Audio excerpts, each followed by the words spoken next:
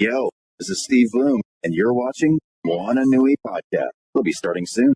Don't go anywhere.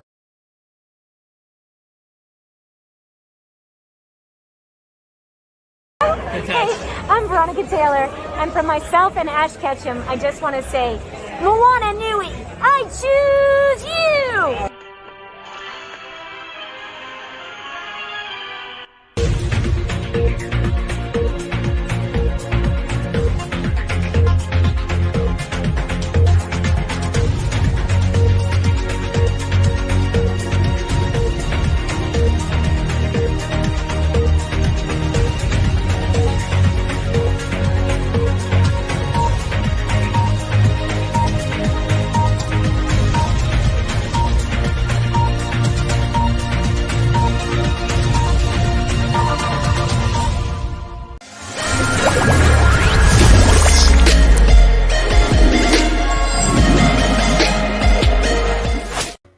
Hello, everyone. Aloha. Thank you for joining this episode, our 7 p.m. Eastern episode of the Moana Nui Podcast. We're very excited for this conversation. Our moderator for today is going to be the elusive, the multi-talented Malachi Bailey. And I am going to hand it over for him to dive in with our panelists about Disney Plus Marvel's newest series, Ms. Marvel. All right, Malachi, it's all yours. Thank you, Dana. I appreciate it. Everybody, welcome. I'm glad to have my friends here, Teresa and Furious, to discuss the deliciousness that is Ms. Marvel. I'm glad that he's caught up because we intend to dig in. You know, no shade thrown at you, but That's okay. I need to be all on the same page. So I guess the introductions are necessary for those who don't know. Ladies first. Oh no. So Teresa Kennedy, she is a sales administrator, an aspiring cosplayer, and a superhero buff. Welcome. Thank you. You're so welcome. And of course, we have Furious Jenkins, who is an engineer, a scientist, a gamer, a Blerd, and a sci-fi lover. Welcome, sir. Thank you. So we are here to discuss the limited series that is Ms. Marvel. It concluded last Wednesday.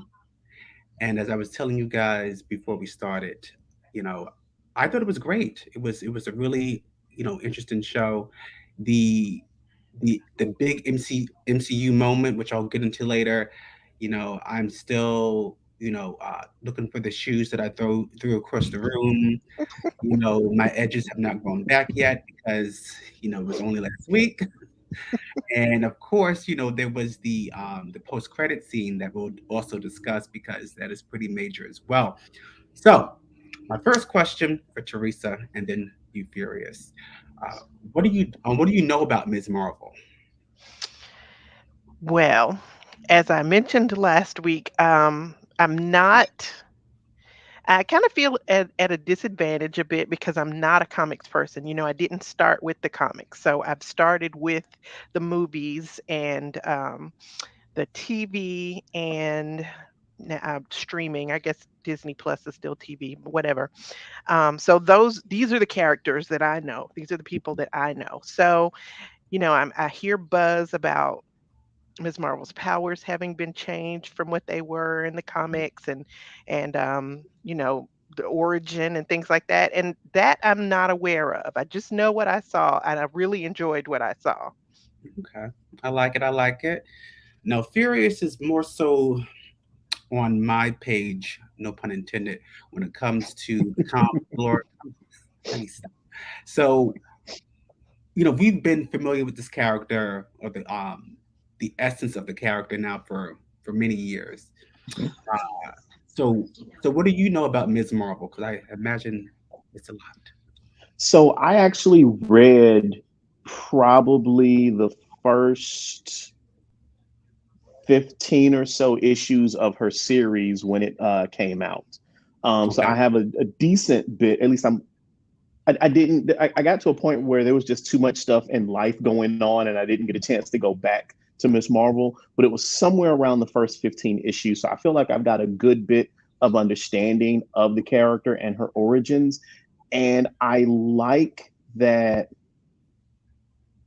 they're going for younger superheroes. Mhm. It's also really cool that we're finally getting more black and brown representation of Absolutely. main characters, not just side characters in the comics. And one thing I really enjoyed was the way that her story plays out in the comic and in the series weren't exactly one to one, but I love that they stayed true to the cultural roots and how the Mhm. storytelling and how I've got other friends of mine that are from other countries, and some of their stories have been similar to what Miss Marvel's is, as far as like the family involvement. And sometimes you've got one sibling treated different than another. I'm not necessarily a fan of the term overprotective parents, but sometimes, but I think in some certain situations we'll use it. So I, like I said, I think I've got a decent understanding of the character. Okay, I appreciate it. So for me, it's a little different. Um, when I first think about, the term Ms. Marvel, I'm thinking about this statuesque, blue-eyed, blonde-hair woman who was the editor of, I think it was Ms. Magazine. So we're going back to a time before I was born. So it was her first comic book series. I think it was released in 1977. And I think about Carol Danvers as Ms. Marvel because she was Ms. Marvel for years. Mhm. And from what I remember, not remember, but from what I remember reading about from that particular series, that's also where Mystique of the X-Men debuted. That was the first, time we saw her. And for some reason, she had an issue with Carol Danvers, and she spent the first maybe like 2 years, fighting her to the point where they brought in Rogue, who is, a beloved X-Men character. And when Rogue first came out, as opposed to having the white hair in the middle, they gave her the white hair on the sides, gave her the Reed Richards look, and she stole her powers. So for me, when I think about Ms. Marvel, I think about Carol Danvers. So there have been times when she didn't go by that name. She became binary. I want to say in 1982 when she had her powers stolen, and then I want to say in 1997 she's back to her original look and she's wearing the Wasp design costume. So she's going by Warbird. So in that time frame, we did have a Captain Marvel, the first female Captain Marvel who was a black woman who was I think she was a lieutenant in Louisiana, and she had the most luscious looking afro, and she had the buccaneer boots, and she had the star blast on her chest, and she became an Avenger, and she eventually became the leader. So for me, I have too many different versions of Ms. Marvel in my head. So when they finally decided to dust off the name Ms. Marvel, I want to say 2015 is when they did the Infinity storyline, and that's when Marvel was really pushing the Inhumans because Yeah. they knew they couldn't get their hands on the mutants because they were owned by Fox then, and they said, "Okay, we'll make the Inhumans the new mutants." So, you see what I did there? So when they did that, they they brought in these new characters. So around that time, I want to say the Terrigenous, the Terrigen mist were used Mhm. to make the Inhumans, come into their power, Right. and it was pretty much their rite of passage. So in a comic book, Black Bolt, he released. I don't. Maybe it was him or maybe it was someone else, but we'll say Black Bolt. He released the Terrigen mist over the Earth, and Mhm. whoever had a dormant, inhuman gene, their powers manifested. And one of those characters was, Kamala Khan. So, like for me, she was always in the background, I guess, in my peripheral vision. But now she had her own freaking series. I mean, you can't ignore her and know what you want to. So I'm not gonna go off on another tangent because I can go on and on about this, but that's what I know about Ms. Marvel. Mhm. So I guess my next question for you, Furious, which version do you prefer? Which version of? Captain Marvel, Ms. Marvel. We'll say Ms. Marvel. Speaks to your heart. So okay, so if which version do I prefer? I prefer the Yes. Monica Rambeau Captain Marvel. Okay. Monica Rambeau will always be Captain Marvel in my heart. Yeah. I know that she's probably going to either be Spectrum or Photon in the Marvels movie, but to me, she's always going to be the first Captain Marvel. One thing that I do love about Kamala Khan as Ms. Marvel is I love her energy. Mm-hmm. She is so excited to be able to be a superhero that it's just kind of refreshing, because sometimes you see certain superheroes who feel like their powers are a burden, but Kamala Khan sees her powers as, like they said in the series, where's the brown girl from New Jersey who gets to be a superhero? So Yeah. she sees her powers as this wonderful thing where she can help all these people, and it's wonderful to see that energy as from for a change, instead of somebody thinking that their powers are a burden or a curse. That's fair. I'm gonna have to tweak the question a little bit for Teresa because she is not yet. She is versed in all things Marvel in the comics. So, what did you like about Kamala as Ms. Marvel? Um, well, the whole premise of the series drew me in because I come from that era where that you were just talking about was before you were born. Yeah. Back the era of the teen angst movies, the 16 Candles and the Breakfast Club. I was that age then, so I'm a little bit older than y'all. Um, but I got to those movies and those were my movies and I kind of just stayed there. Mhm. So even now, me being old enough to be their grandmother, that's still my kind of movie. I kind of relate to the younger people, the girl in high school, college, or whatever. She's kind of awkward. She's, coming into her own. I still relate to her because probably because I still don't know what I'm doing in my life. All of But us. so the whole series, the whole premise just spoke to me. And from the first episode when it's her and her kind of awkward little friend and they're out doing geeky things and that was perfect for me. I was enveloped from the first episode. So I mean it could only, I want to say it could only go up, but that's not because we were starting at a low point, but that's because we were starting like right in my heart. I like that. I like that, and and I have to agree with you. So for me, like what which version do I prefer? Uh, I still love Carol Danvers. That's the character that's been one of my favorites since I was a kid. She was even featured in the X-Men cartoon, fighting Rogue. But I have to admit, having watched this TV series and seeing her, here and there in the comic books, because I know she eventually became an Avenger. Um, she became a champion as well. I like what I saw. She seems fun. She seems energetic. She's a complete fangirl.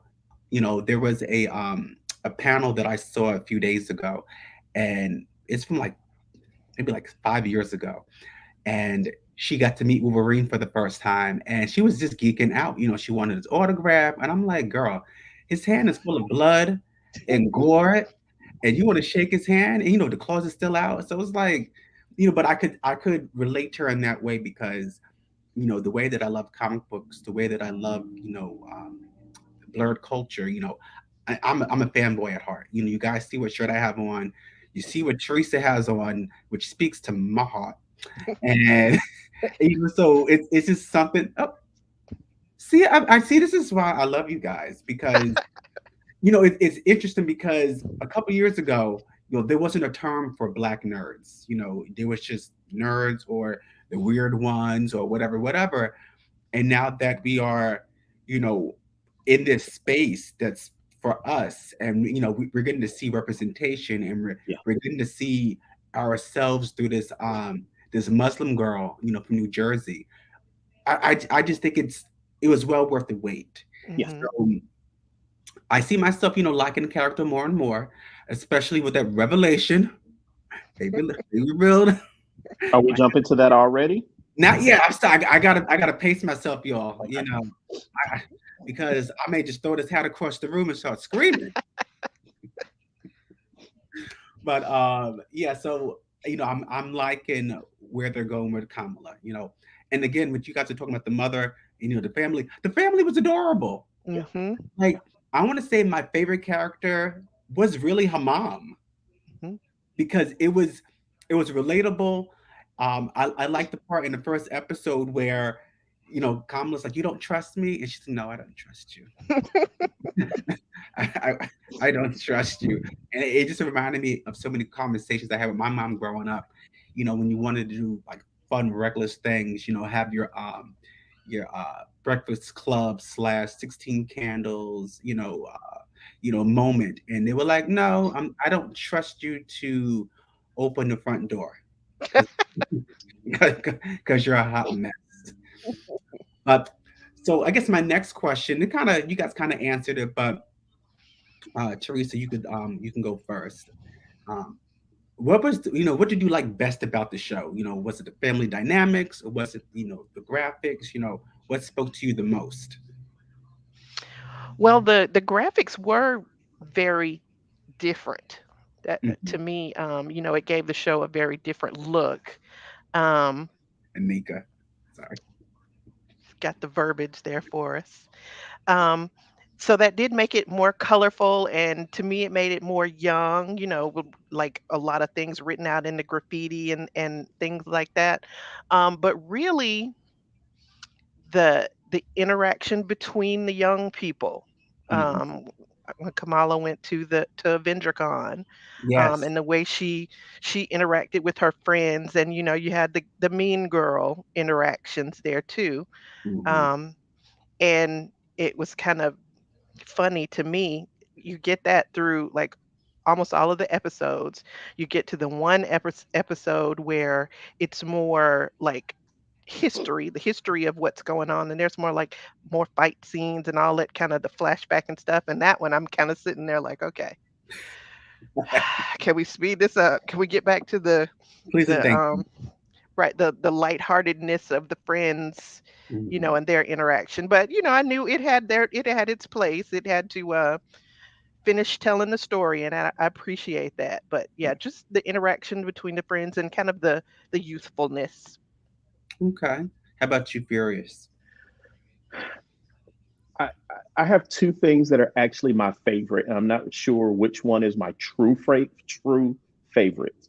The first one would be, I like that Marvel wasn't afraid to do something different this time around. And I know that this show won't speak to everyone, but it speaks to the audience that they want to go after. Because as a 44, I'll be 45 later this year, so I'll say as a 45-year-old man, they've already got my money. I'm well vested in Marvel. They've got to go after a younger audience to get these younger people involved. Wow, I'm really starting to sound like an old man now. But they've got to go after a much younger crowd to get the younger crowd vested the same way that I am, so that they spend their money on Marvel stuff as well, be it movies, comics, TVs, whatever. So I love the fact that they weren't afraid to say, yeah, all right, old people, we got your money. Now let's come over here and focus on these younger folks and get them excited and involved. Because what was the stat that Ms. Marvel is the most watched Marvel show by younger, and I don't know if the age range was ever said in the stat, but by younger Black and brown people. And that is an important statistic for them to hit, because that's your new audience. Like I said, they've got my money. Now they've got to get this money from this new audience. The other thing that was really that I loved about this show was how grounded and rooted in culture that the Yeah, show was, from the music to, like, if you notice, like just walking in the house, they made it a point to make sure they showed you people take off their shoes. That scene when the what was that made up agency, the yeah, Department of the Damage Control, Damage control. when yeah. they went into the mosque and they were just trying to go in there and search around, and they made it a point to say, yeah, and the next time you come back, take your shoes off. I And they love the fact that they, no, they didn't, but I love the fact that they stayed so grounded and rooted in these are the cultural norms of this particular group of people. And that to me was wonderful, because it's rare that we see a mainstream production, be it TV, be it movie, that pays that kind of attention to detail. And to me, that was wonderful. I'm so glad you said that because like when I was watching the show, the first episode, kind of took me like a minute to get into because it was not my demographic. I'm gonna be 39 in 4 days, so So young. back on crack. So it took me a little moment to get into it, but once I found my sweet spot, I was like a kid in the candy store, and I loved the family interaction. I loved seeing like their the community. I love seeing everybody come together. Bruno had his little bodega on a corner. They don't have it down south, but we call it bodega in New York or in New Jersey. So you had that going on. I love when they showed them doing their prayer at mosque. That was pretty. It was kind of like soothing for me. I liked watching it. I liked seeing the wedding. Because it was different from what we normally see. The Western weddings. You got the And the bride, and Yeah. it was so she Yeah. was gorgeous. And you had it's them like dark and yeah, chocolate and wonderful. Hmm. chocolate and wonderful. But I loved that used to go on a shirt actually. Chocolate and wonderful. I'll get back to you guys on that. But I love seeing that. And there was another part that really spoke to me. I like when they did the history lesson, when they talked about the partition. Hmm. We'll get into the big moment later. But for, for the partition, I never knew that. I Right. never knew that happened. Did it surprise me that it happened? No, but for them to tell their story in a way that only they could, because you have people of color, representation matters because it does. You told an authentic story, but in the guise of a superhero origin. Um, Seeing them on the trains, being forced out, having that mass exodus, that made me emotional Hmm. because it spoke to what our people went through. Hmm. It reminded me in some ways, and I'm sure you guys are familiar with this. You know, what our grandparents and great grandparents having to use the same book, to travel. You Hmm. These are the sundown towns to avoid. Stay together. Safety in numbers. Hmm. And I loved when they showed us more about her great grandmother. And how she met the man who was trying to sell his flowers, and how they were being prejudiced against him, and how he had to go to Pakistan. It was so fulfilling, and it was heartfelt, and it was sincere. So I loved seeing that. I love the fact that, yes, guys, we're spoiling. So if you guys haven't watched the show yet, it's your own fault. With the things, the way, and so it is what it is. I loved how it was full circle when they closed the time loop. When the grandmother said, "Oh yes, I got separated from my father, and a trail of stars brought me to him," and it was Hmm. her great granddaughter. No, no, it was her granddaughter all along. I love shit like that. I mean, Yeah, Hmm. it speaks to me as a storyteller. It speaks to me as a consumer, and I was here for it. So yeah, that for was a wonderful scene. it Hmm. was so heartfelt. Like for me, like I don't tear up. I don't cry. I had my tear ducts surgically removed. So when I saw that the baby crying for her mother, and you saw those people who were just trying to get on this train before God knows what happens next, that was just very moving. And she's holding her grandmother as a baby. It's like it was like Roots, but not. It was someone's roots, yes. Yeah, definitely. So I enjoyed that. So my next question, I want to direct this at Furious. Before you go to your next question, if you don't mind, I'm going to be rude and just go back for a moment. I'm glad Furious mentioned the music. Yeah. The music was everything. Yes. Personally, I love, when you have those kind of urban settings, excuse me, but it's not necessarily just an American urban setting. You're somewhere else and you get the hip hop from wherever that is. I love that. Like in Black Panther, when they were in, I forget I think it was in Korea.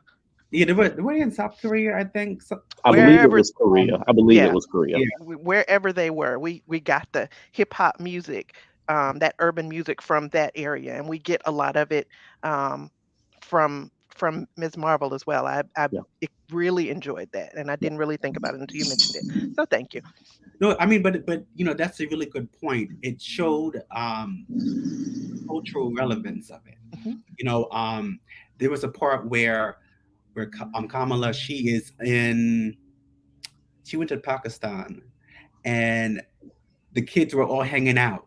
Remember, and they had the bonfire, and they were eating the food out of the bag. Mm-hmm. Like only someone who was from that region would really know that, and or they would put it out in an authentic way. I like stuff like that because you're learning. Yeah. Of course, is the life and death situation. I'm trying to get from assassins, but these things happen. I love the fact that she asked him, "Is it spicy?" And he was like, "And he didn't find out." Right. And I high key would like to try that spicy cuisine like yesterday. I would not. I want to. Yeah. Yeah. I'm with Kamala on that when I have very basic American taste buds. But I don't want to be super spicy. But give me that bag of deliciousness. I'll see it. So my next question for you guys, let's see. Okay, so we discussed what we liked, the most about the show. Teresa, what did you like least about it? I don't want to sound uncultured or whatever. I'm just asking you not to hold this against me. But I kind of mentioned I'm not a history person, especially not world history, because, usually it's bad. It's bad for us anyway. We should know it, though. We should definitely know it. But I've never been a history person. The only class I ever failed was world history in college. So my saying that I like this part the least is not me saying that, I hate it or it's unimportant. But I did mention that I preferred the here and now kind of interactions with Kamala and her friends over like the flashbacks, the kind of history lesson, the part where we were showing her great grandmother meeting her great grandfather, and that kind of part. It was integral to the story. We needed it. I appreciate it, but that part is that's kind of what was the slowest for me. It didn't keep my attention as well, and that's probably why I miss stuff, because you could start going into telling the history and the background, and I kind of zone out. But I watched it twice, so I think I got it.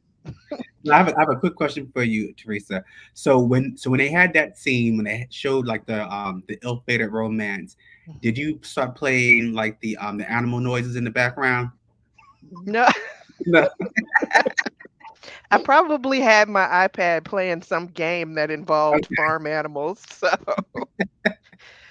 but I think, like I said, I think I got everything. The gist of it, okay. Yes. Furious, how about you? What was the least favorite thing of the show for you? So the least favorite thing for me, and this may or may not be a bit controversial, Okay. is my least favorite thing in the show is the change in the origin of her powers. Because so in the comics, she's an inhuman. She gets her powers when she's exposed to the Terrigen mist. She goes into a cocoon and she comes out and she's got powers. Mm-hmm. My first reaction to them changing the origin of where her powers comes from, to me, is a signal that Marvel probably doesn't care about bringing the Inhumans to either the big or the small screen. Now, Yeah. maybe they have a plan to do it later and they're just not going to show what that plan is. But one of the biggest and more, I don't know if I want to say one of the biggest and most important Inhumans in the Inhuman pantheon, you have now said she's not an Inhuman. So to me, that kind of says we don't care about the Inhumans anymore. And there are some really cool Inhuman characters. I read the comics. I tried to watch that bad TV show years ago, and it was just bad. Yeah. Horrible. It was horrible. But in the comics, I don't even know the comics, and it was horrible. there are some really cool Inhumans in the comics. Because the Inhumans started out. I don't want to say I didn't read the Fantastic Four, so I don't know what their involvement was. But the Inhumans were a spinoff from the Fantastic Four. I don't know, like I said, I don't know what the meeting and all of that was. I just know that if it weren't for the Fantastic Four, we wouldn't have the Inhumans. But again, there are some really cool Inhumans that I'm worried now we may or may not get to see. But considering that, some people look at the Inhumans and be like, okay, they're just mutants 2.0. And now that Marvel owns the film rights to the X-Men again, maybe we don't need the Inhumans. So I don't know. So I don't know what we're going to go with it. But that was my least favorite, was the change in the origin of her powers. Now, the thing to me that makes that change, but they mentioned her having But yeah. Yeah. But the thing that made that change in her powers really interesting is it takes us down this cultural journey, because now the bangle, since it unlocks something in her, now we get to learn all this extra stuff about the bangle and where it comes from. And so even though the change is my least favorite thing, it takes us down this really, really cool and interesting journey into more of the Pakistani culture that is her family. So my least favorite thing actually turns out to be something pretty cool for the series. Okay. And I'm glad you said that, because, you guys know by now that, I love comic books. I've been a Marvel fanatic now for about like 30 years or so. So with Ms. Marvel, Kamala Khan, becoming Ms. Marvel, I was looking forward to seeing her elastic powers, because basically she can enlarge herself. She's like Mr. Fantastic, but brown and young and female, and we're okay with that. So I was kind of irritated as well. And when I say kinda, I really was irritated. I wanted to see it, you could have two characters with similar powers. It's not that serious. That irritated me, and I'm kind of wagging my finger at Marvel, because they were so nasty to the X-Men franchise about 10 years ago. So we're gonna push the Inhumans. We're gonna push it. They started seeding them throughout the Agents of Shield, TV show. Daisy / Quake is an Inhuman, and yada yada yada. Then you had that horrific TV show that I didn't finish. But furious to what you were saying, like, yes, there are some really kick-ass Inhumans. Black Bolt, who we saw in Doctor Strange. If you haven't seen the movie yet, it's your own fault. It came out 2 months ago. So it was good seeing, like his whisper can level a mountain. So, I want to see him again at some point. Medusa, she could control her hair, Yeah. and to a point where she could like strangle you with just one thread of it, because that's what Mhm. it is. Crystal, her baby sister, she's an elemental. She can control fire, water, wind, and the earth. Karnak, he could figure out your weakness and he can Yep. exploit it just by looking at you. Yep. And you have Gorgon. Orgon, who he can stop and create earthquakes. Yep. That would have been so nice to see, and maybe they will still do it, but I don't know. Marvel is, they're turning like an eye, a blind eye to Inhumans now, because now that you got the X-Men, back in your lap. Well, I think I don't think it's just that. I think it's they want to get as far away from that bad TV show as they can. Yeah. They're because that was that before Kevin Feige took over? Give me a second. I don't know, because the thing that I like now is anything MCU, be it a movie or a TV show, has to go through Kevin Feige. And I'm wondering if the Inhumans TV show was pre-Feige. As bad as it was, it really makes me think it was pre-Feige, because everything that man has put his hand on has been successful. I want to say it wasn't pre-Feige, because he made it clear in the beginning that the MCU had no bearing on Agents of S.H.I.E.L.D., even though Agents of S.H.I.E.L.D. had a lot of, callbacks to what was out then. And plus, it was still a couple years before they got the rights back to Fantastic Four and the X-Men. Yeah. They had a dud. And they like, this shit stinks. So we're not going anywhere near it. And it sucks because it's still a property that you own. So just redo it. Yeah. And it's unfortunate. So for me, Scott Buck. Okay. And you know what? And they should never use him again. We're good. So hopefully, in the next 10 years or so, they will, circle back to the Inhumans.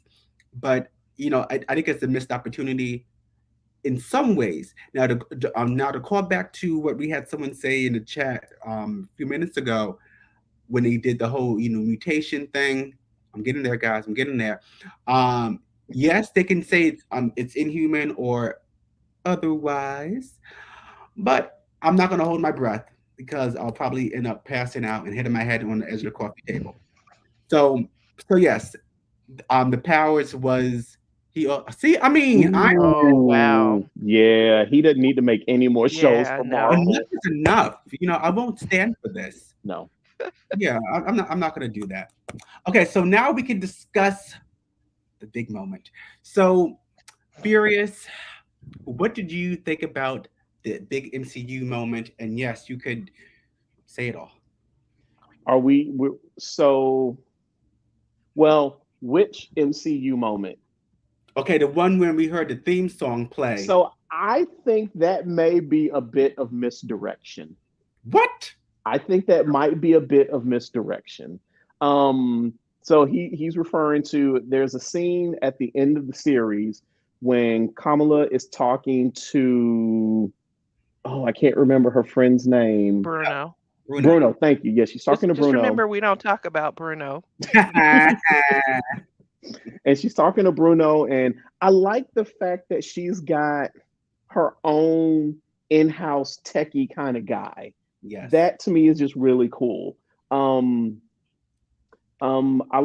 like that they're having a conversation, and he's letting her know that it may not necessarily be the bangle that gives her her powers, but maybe a mutation.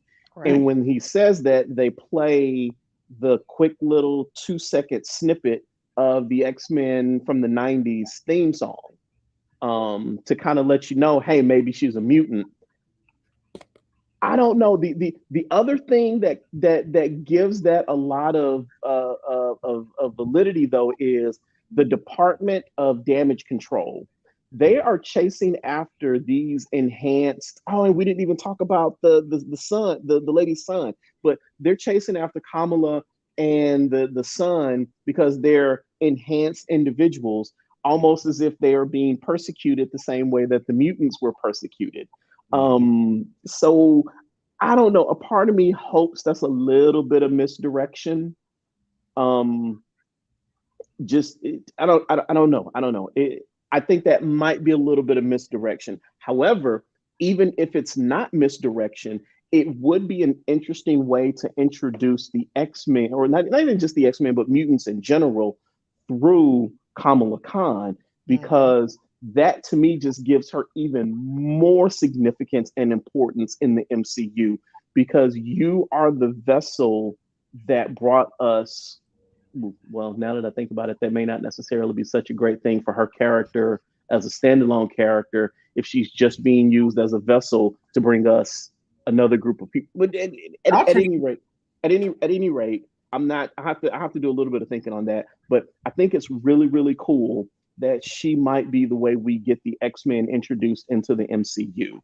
I also think it might be a little bit of misdirection. She's our kitty. Ooh, that's a really interesting thing, Ryan. Thank you. I'm okay with it because Kamala is our kitty pride. That's really cool. I didn't think about it that way, but that's a really good point. So she maybe she's our kitty pride. So I think that'll be interesting to see how that unfolds. But yes, especially since she's from a race called the Jinn. And I don't know. I wonder how all of this is going to get connected as we move into maybe season 2.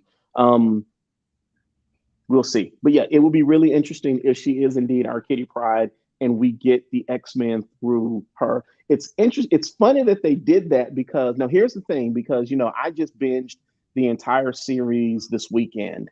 Thank you. Well, it was on my list. He had to. It was homework. Well, it was on my list of series to watch, but honestly, it wasn't that high on the list because Ms. Marvel isn't she's not a character I care that much about. Yeah. But it was on my list to watch because I did enjoy her comics. So I was like, I do want to watch the series and get caught up. But the thing that I started noticing, and I don't know if it started. Wait, which part am I correct about? Yeah, Ryan, we need you to elaborate. But sorry, no. So the thing that I started noticing, I started seeing people post all these memes on Facebook and Twitter and on social media in general about how the X-Men were claiming Kamala as one of their own. Now, I don't know is, did that start before or after the theme music was played at the end to kind of point us in that direction? It was after, okay. But I do want to add, currently, because Marvel's not slick, they have a comic book out now. Ms. Marvel is, she has 3 issues coming out. There's one where she teams up with the X-Men. Teams up with Wolverine, and it's like this is going on right now. So yeah, they know what they want, and they know what I want too. Gimme. Teresa, what do you think? What was your thoughts on the big event? Well, if we're still talking about that particular event with the X-Men theme song playing in the background, I'm not a comic person, so I don't know where to go with that. I don't know what to do with it. Cartoon? Did you watch the cartoon though? No. Teresa, you have homework. I do. It's on Disney Plus. Okay. It's so good. Yeah, it really is. And they're supposed to be bringing it back for a second series. Okay, so are we talking? What are we talking? What if? No, the X-Men cartoon from the 90s. Okay. I've seen articles talking about Marvel is bringing it back for another run. We'll see if that ends up being true or not. But that was one of. It's true. I followed it closely, guys. It's called 97. They're going to show you the first look at the Comic-Con tomorrow. And now I'm thinking I would not be surprised if they had Ms. Marvel in it. But I don't know. I actually read that when they were talking about potential trailers that they could be debuting at San Diego Comic-Con. I remember that being one of them. If you hear it screeching, no matter where you are. I'm gonna look for the red hat flying. Look for my hat flying overhead because it's okay. So when I was a kid, an X-Men cartoon came out October 31st, 1992. So I was 9 years old. I said, "What is this deliciousness on my TV screen at 11 o'clock on the Saturday morning?" Right? Fell in love with it because it spoke to a lot of what we went through as people. The persecution. All that good stuff. And then I saw this majestic character with the most snow white hair, these stiletto boots, and these, amazing shoulder pads. I'm like, who is that? I don't even know who she is, right? So I watched the cartoon. I fell in love with it, and actually played a big part of me being a comic book writer now, and creating my own character with her. So when they canceled the show in 1997, they had the final episode, and Xavier had he left the team and everything. That was it. But then last year, when they had Disney Plus Day, they said they were going to bring back the cartoon, not so much as a reboot, but as a continuation. Because you guys remember, I don't know if you guys have Disney Plus. You should by this point. You probably do. So Disney Plus, you could change your icon, and initially I had Ursula because Ursula's she's bad and I love her, and you could change it to any Disney character. But last year on April 1st, because I thought it was a joke, they had the X-Men up there, and I'm like, what's going on here? But with the Storm icon, they gave her a mohawk, but with the cartoon costume. I'm like, don't play with my emotions because I'll start screaming, right? They confirmed it in November that they were bringing back the cartoon, but it's X-Men 97. So I will go crazy, y'all. I will bite a hole through my kneecap or something. I don't know what's going to happen, but I'm there for it. Cool. Yeah. So this is 6 years of a cartoon that I have to catch up on. That's my homework. Yes, but Teresa, but it's what for a cartoon that is that old, it aged well, and of course you need to see Storm. So I mean, what more could you ask for, right? Right. It's a great cartoon. It is. You need to watch it. Please. Yeah. All right, I don't know now because remember that's in the era when shows had 23 episodes. Yeah. Oof. But it's only 30 minutes, maybe 25 minutes per episode. You could binge that bad boy in a week or so. I believe in you. Okay. So so my thoughts on the big event. So for me, I try to watch the shows when they come out because people like to spoil shit online. So I remember there was some talk. Okay, guys, there's a big MCU moment, for Ms. Marvel, and I'm like, you know what? After work, I will, log in, and see what's going on. And when he said the mutation thing, and I'm like, no. And I heard the little music, but it was kind of different. So my brother, who's also an X-Men fanatic, even though I'm just in my own, universe, I called him into the room. I said, Malcolm, I want you to listen to this because I'm hearing something that may not be, playing. He said, okay. So he played it back and we looked at each other. He said, Malcolm, that's the X-Men theme song. I screamed, right?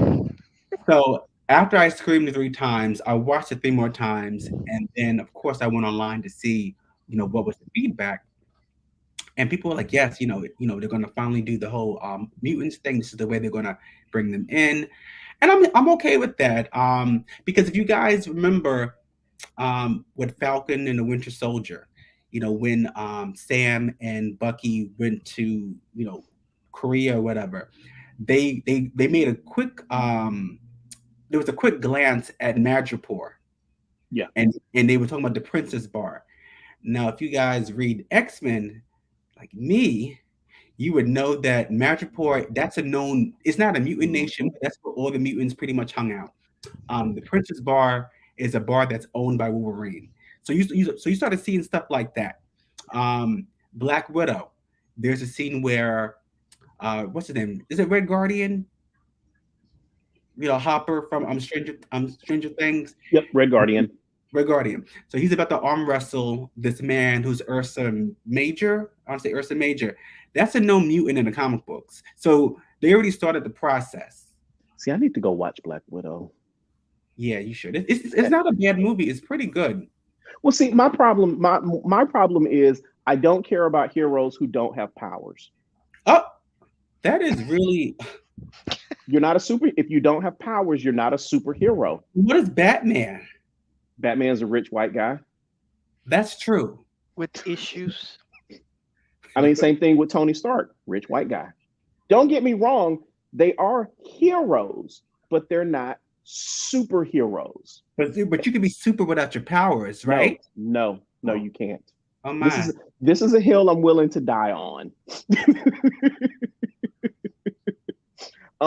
But yeah, so I characters who don't, when it comes to superhero cartoon or movies and cartoons, if you don't have powers, I don't really care that much about you.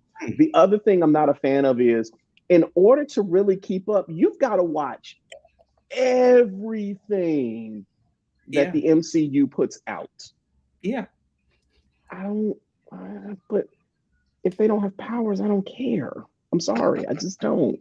So that means I don't care about Hawkeye. I don't care about Black Widow. So did you not watch the Hawkeye Disney Plus series? I have not watched that yet either. Oh, wow. Okay. It was good too. It was good. And that's what I've heard, but you don't have any powers. Okay. Yeah, I mean, so who else? You have and I'm gonna go on the record, and this is gonna be very, very blasphemous. Oh my goodness. And people may want to take my black card, but I don't care. I have an asterisk next to T'Challa. Because he gets his powers from a flower. They're not natural. They weren't imbued because of some cosmic accident. They can be given and taken away anytime he drinks a drink. Falcon as well. Wonderful character, not a superhero. So you don't consider Captain America a superhero? I put an asterisk by his name. Oh my gosh. Can I? Never mind. No, go ahead. Go ahead. No. No. I am very okay with this. This has been my stance on superheroes since I was probably 8 years old. So I doubt you're going to come at me with anything I haven't already heard. No, I was just going to ask if we could trade you in the draft. Ooh. You know what? I would be opposed to that idea. Who would you trade me to? I don't know. Anyone. We gotta. Did you say anyone? Wow. You're gonna force to take them. Just go.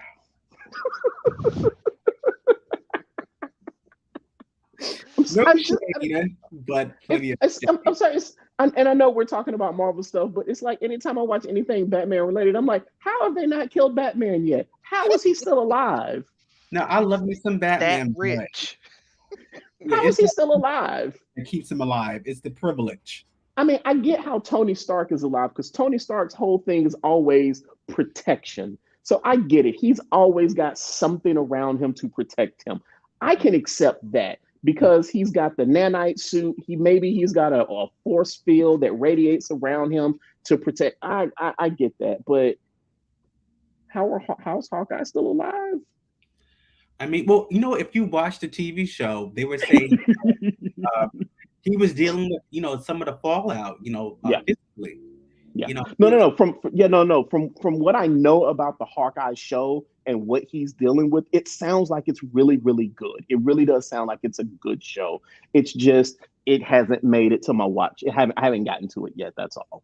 No, it's understandable. We're not going to judge you too harshly, but we will judge you though. I'm okay with that. I am very okay with that. I get it though. There's so much there's so much out there. So much MCU that's cinematic and cartoon, animated, and TV. There's so much, so you kind of have to have some guidelines as far as what's what makes the list and what doesn't. I haven't watched that X-Men show because I can't animated superhero just for some reason doesn't catch my Yeah. attention. It doesn't hold my attention.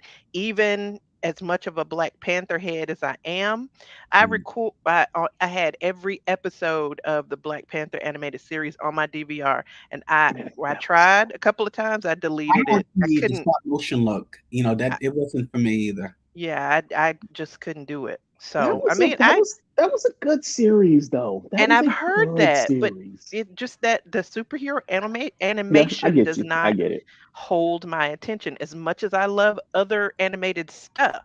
Mhm. But I'm Yeah. gonna Just if it means really filling yourself. in some gaps, I'm gonna give it a try. Well, one thing I think for me that made Ms. Marvel a good, quick, easy watch is so one of the things I like about shows when it comes to streaming services is there's no set length of time that each episode has to be. Yeah. The Yeah. episode length is decided by the story they're telling in that particular episode. And I Mhm. love how with Miss Marvel, some of the episodes were 30 minutes, a couple of them were 40 minutes, a Mhm. couple of them were like 49 minutes. It's whatever the length needs to be to tell the story. Yeah. And that I could get behind because one of the things that I thought was really, really good about Miss Marvel was the pacing on the show. Hawkeye is resourceful. Okay, that's fair. Right. That's fair. Um. The Hulk is just a mess, and Purple Oh, Panther. I love the Hulk. Oh, I love the Hulk, but there's a whole nother reason why I Yeah. love the Hulk. But one of the things that was really, really good about Ms. Marvel was the pacing. It made it easy to watch because there's no wasted time on Mm. any of those episodes. From start of the episode to the end of the episode, it is packed full of important stuff mhm. you've got to pay attention to. Yeah. Like I said, the one episode where she's rushing home, and when is it? Oh, it's after the dude drops her off, and she's real smitten with him, and she comes running in the house. She drops her book bag. She stops at the door, and they make it a point to show again, showing her taking off her shoes. Again, not a wasted second. The Yeah. pacing was just on point, and you just knew every second of that show mattered. And to me, that's one of the other things that makes it an excellent show is like with anime. With some anime, you end up with all these filler arcs. Mm. There was no filler in this show. That's true. Everything from start to finish was important and you had to pay attention. There were a couple of times where I may have not been paying as close attention as I should have. I had to rewind it and rewatch certain things a couple of times. And I was like, ooh, that was interesting. That one episode with when she went back in time to the partition, or when they were showing the partition, I was like, whoa, wait a minute, wait, rewind. Mhm. Okay. So yeah, so the pacing was excellent. It no wasted space in this show. You know what I liked about the way they paced the show? I liked how there's a part where she's talking to, I forgot the boy's name, but the one that she was, Kamran. is you said Thank you. Yep. Kamran. Okay. It's not a rapper. I think it is because actually every time they said his name, Cameron is the rapper. Yeah, But his name was named Kamran. Isn't he up there in your neck of the woods, Malachi? Huh? Isn't he up there in your neck of the woods? He could be. So there's a scene where when they're having lunch or whatever, I guess, and they mentioned somebody's name and it didn't click to me until I saw an article. So let me go back. They referenced Kingo from the Eternals because he was in Bollywood movies, and I'm like, that was real slick, and I love how you did that because Kingo, he was one of my favorite in Eternals, and I wish they showed more of him in it, but he was hilarious in the movie. But I liked how they connected things, how they made sure that hey, we're part of a bigger story. Yeah, and that's something that I'm going to say that Warner Brothers / DC is still struggling with. They need a Kevin Feige. They're struggling with a lot. Yeah, friends of mine, we have these conversations, and I keep saying until they get a Kevin Feige, their live action universe is just going to be all over the place. Their animated stuff is always on point, But their Yes, live action movies, there's no consistency. It's just everywhere. we don't need 32 flavors of Batman. Like if I I don't don't. do another one again, I'm still good. I mean, you have a plethora of superheroes to choose from.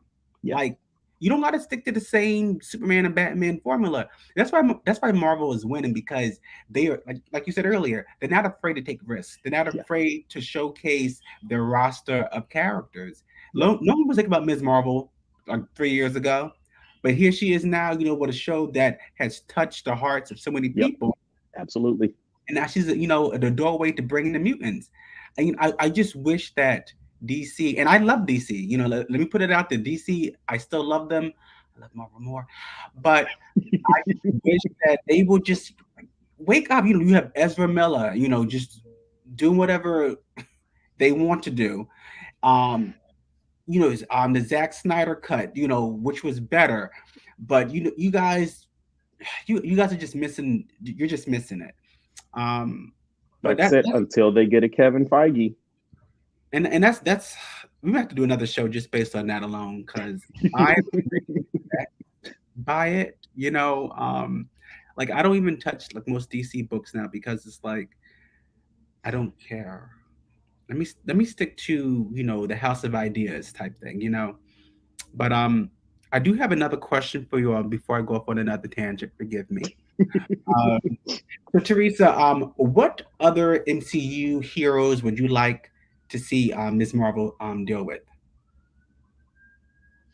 You can. Oh, we definitely need to do that. Yeah. Yeah. I had a thought. It went away. Spider-Man. I mean, they're kind of, the kind of younger, enthusiastic kind of a team up. I think that would be interesting. Do you want Parker or Morales? Good question. That's a very good question. I was thinking Parker, but Morales would be something. Yeah. Ooh, so Tamika, if I'm reading your comment correctly, you pretty much want to see a Champions movie. Yep. Or Young Avengers or whatever you want to call it. Either or would be fine. Even though Young Avengers is probably doable because in the Kang storyline, since it's been announced that Kang is the next big baddie for the MCU, isn't there a storyline where Kang is actually a descendant of Reed Richards and they somehow get like his younger self? I know it was Tony Stark because Iron Lad was one of the founding Young Avengers, and I know he was the teenage version of Kang. Oh, it's Iron Lad and okay. I know somebody in the Young Avengers is a teenage version of Kang, and that would be really interesting. I don't know if that would be a flashback or whatever, but yes, that would be interesting. So, and I think I have to go look it up later. I think we're going to get some Young Avengers. I'm not 100% certain, but I'll look that up later. They have to, because if you look at it for the last 2 years, they've been shown, the Young Avengers in different titles. You had WandaVision, Billy and Tommy, that's what Wiccan and Speed, Then you have Elijah Bradley, he was featured in Falcon and the Winter Soldier. That's Kate Bishop, if you watched Hawkeye, she's also a Young Avenger. Yep. Who else? What about America Chavez? Yes. I'm asking. I don't know. No, you're right though. Yes, because she's also, was she Young Avenger or was she more of an Ultimate? I mean, they could still make her a Young Avenger. Right. Yeah. Right. Now they could go the route of Champions. I mean, the thing I like is because of the young roster that we've seen so far, and who knows who else we're going to get. They could either go Young Avengers or they could go Champions. I didn't read the Champions comic, so I don't know much about it. I mean, I know it exists. I know it's a team of the younger heroes, but what if they went the Champions route instead of the Young Avengers route? Because they certainly could. You could mesh them together. There was another what's coming out soon? Okay, so for the upcoming Black Panther movie, Wakanda Forever, they said they're going to introduce Riri Williams. Mhm.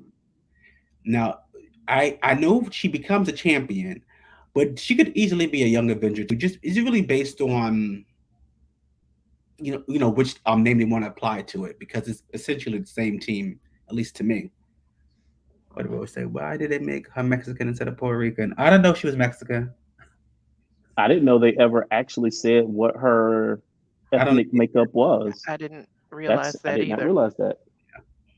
but it's possible. I Yeah. mean, as long as she's brown, okay. That's Yeah. I'm just saying. All right, so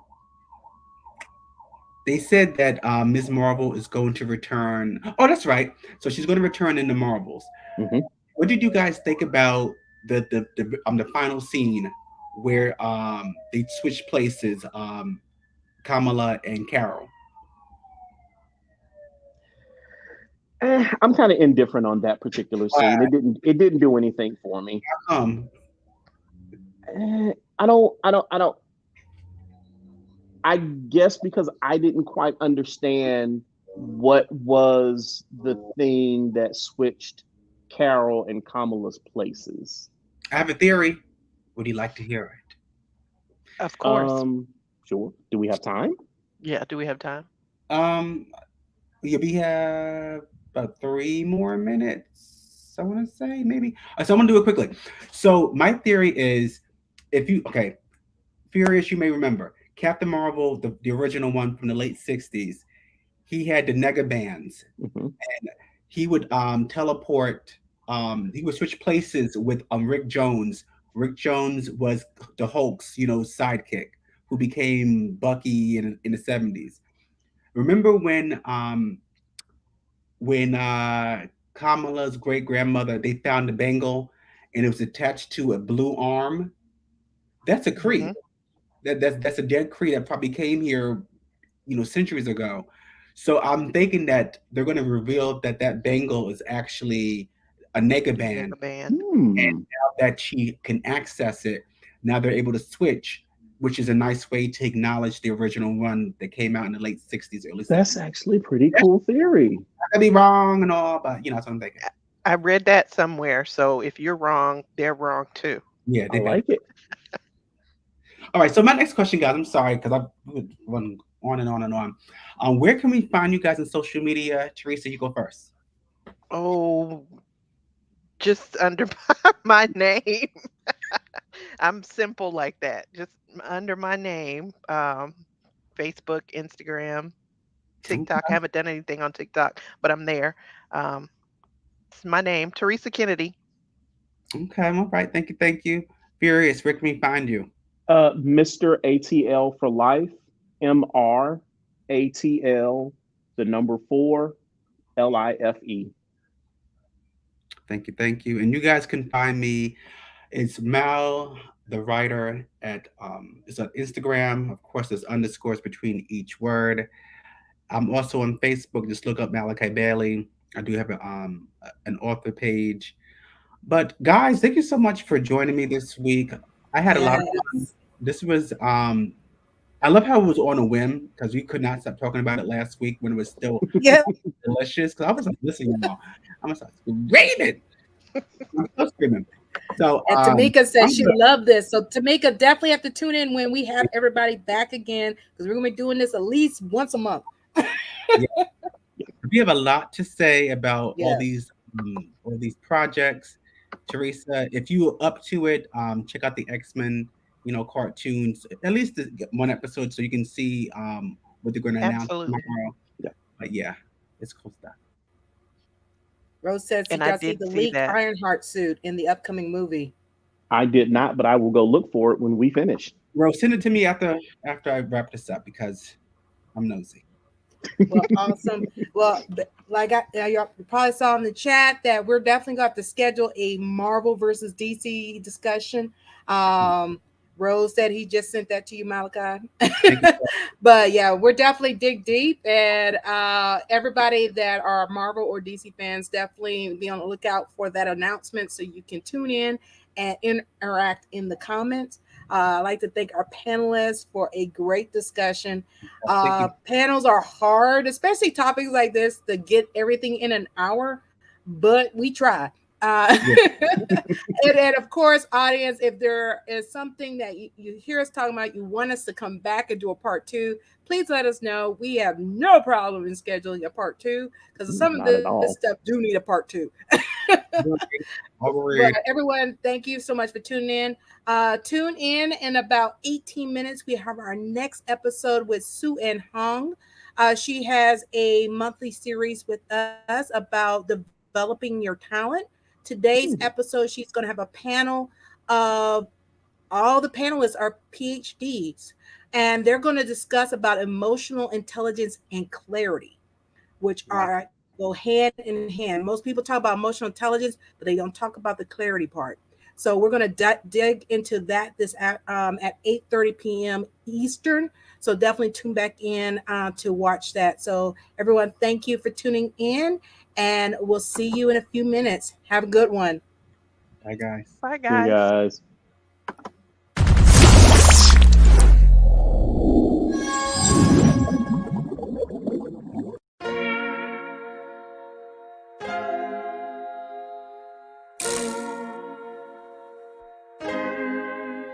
So many stories left to tell, even if we have to ourselves. Can't keep history on the shelf. If they won't tell it, we will. If this the land of the free, it was a freedom then, when they annexed Hawaii and called it Cedar Lands, without any type of payment and no signing off. Called themselves a republic in 1894.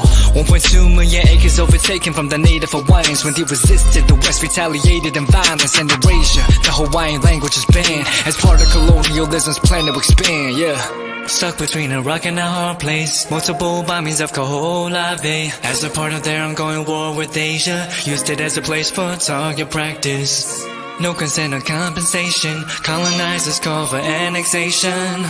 The work of all the locals. School will never let you know. So many stories left to tell, even if we have to ourselves. Can't keep history on the shelf. If we won't tell it, we will. Too many stories left to tell, even if we have to ourselves. Can't keep history on the shelf. If we won't tell it, we will. We will. So if you put Hawaii into perspective, well, Black and Asian history is interconnected. Considering the fight with the Pacific, then of course versus Asia, they was treated as a middleman for war, but didn't let the Western colorism run its course. Cause dark skin was a sign of dignity to core. The land was taken in the name of capitalism, when prior to it was an actual kingdom. Clap back at the system. Stuck between a rock and a hard place. Multiple bombings of Kaho'olawe as a part of their ongoing war with Asia. Used it as a place for target practice.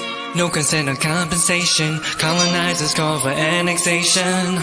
The work of all the locals. School will never let you know. So many stories left to tell, even if we have to ourselves. Can't keep history on the shelf. If we won't tell it, we will. Too many stories left to tell, even if we have to ourselves. Can't keep history on the shelf. If we won't tell it, we will. So many stories left to tell, even if we have to ourselves. Can't keep history on the shelf. If we won't tell it, we will. Too many stories left to tell, even if we have to ourselves. Can't keep history on the shelf. If we won't tell it, we will. We will.